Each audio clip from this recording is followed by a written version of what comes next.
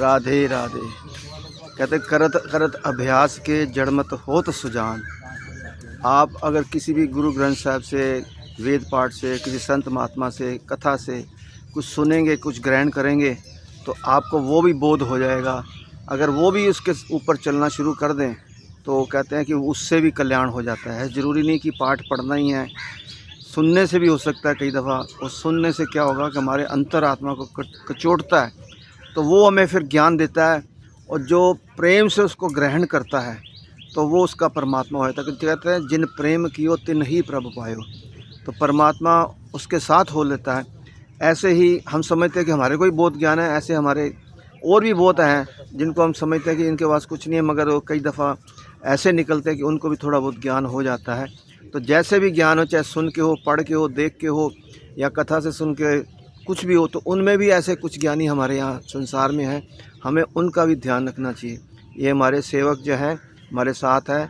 आपका नाम क्या जी? मुनीश कुमार कुमार, हाँ ठाकुर जी।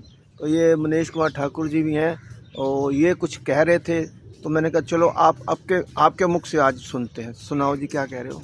भरियो काल सबे जग ऊपर, भरियो काल सबे जग ऊपर, सुनी कर्म की वाणी मन रे हाँ सुनी कर्म की वाणी। हाँ, तो इसका मतलब बता दो थोड़ा।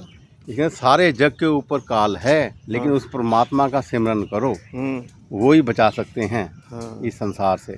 जो सारे जग के ऊपर, चाहे राजा है हाँ चाहे प्रजा है, सभी के ऊपर काल है। हाँ पर जिसने उस परमात्मा का ध्यान किया हाँ वही इंसान बच सकता है। हाँ, मतलब यह है कि काल के ऊपर मोजी, इससे ऊपर कोई नहीं है। ये काल नहीं सब कुछ कराना है। जो भी यहाँ पर आया है तो उसने संसार के अंदर से बाहर निकलना ही निकलना है। मगर हम क्या है कि गोल चक्कर में घूम रहे हैं, संसार के गोल चक्कर में घूम रहे हैं, बैल की तरह, कोल्लू के बैल की तरह। क्योंकि कोल्लू का बैल भी जो होता है ना, वो घूमता है, वो सोचता है कि मैं बहुत चल पड़ा हूँ, बहुत कितने किलोमीटर चल पड़ा हूँ। हम भी संसार में ऐसे ही हैं कि अपने आप को समझते हैं कि हम बहुत चल चढ़े, बहुत समझदार हैं, मगर ये समझदारी अभी छोटी सी है।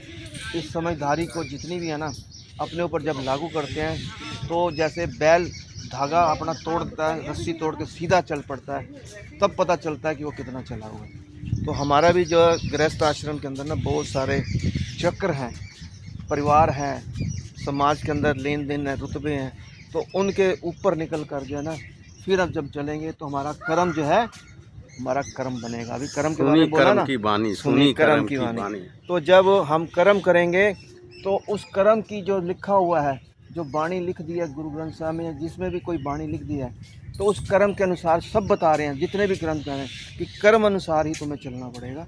तो कर्म हम अच्छे करें ताकि लोगों के समाज में भला हो सके। अपना कर्म शुद्ध करें, दूसरों के लिए हम खड्डा नहीं खोदें।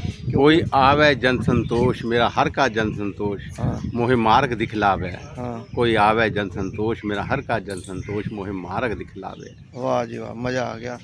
अब देखो कैसे कैसे गुदड़ी के लाल बैठे हैं धरती पे। तो हम तो समझते हैं नहीं इनके पास कुछ नहीं है, मगर कई दफ़ा हमारे से भी ज़्यादा वो ज्ञान दे देते हैं। तो जो ज्ञान के अंदर रहता है, जो परमात्मा की रजा में रहता है और उस पर जो चलता है, तो उसकी कृपा उस पर भगवान की होती है। बोल वहाँ तभी के तो बिहारी की जय, तभी कहते हैं हाँ जी, बोलो।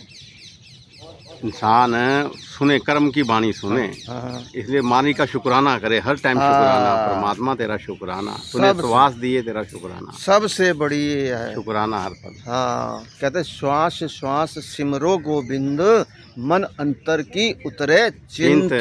तो तुम्हारी चिंता जो है श्वास श्वास उसका सिमरन करने से ही सारी चिंताएं हर पल दूर शुक्राना होंगी। करने से, तो हर पल उसका शुक्राना करें। श्वास दिए। एक जरा सा पानी भी पिएं, घूंट पिएं तो उसका भी शुक्राना शुक्राना करें। रोटी करें। खाएं तो उसका भी शुक्राना करें। कोई चीज़ भी खाएं उसका शुक्राना करें। इससे बड़ी भक्ति नहीं है। बोल बांके बिहारी लाल की जय। राधे राधे।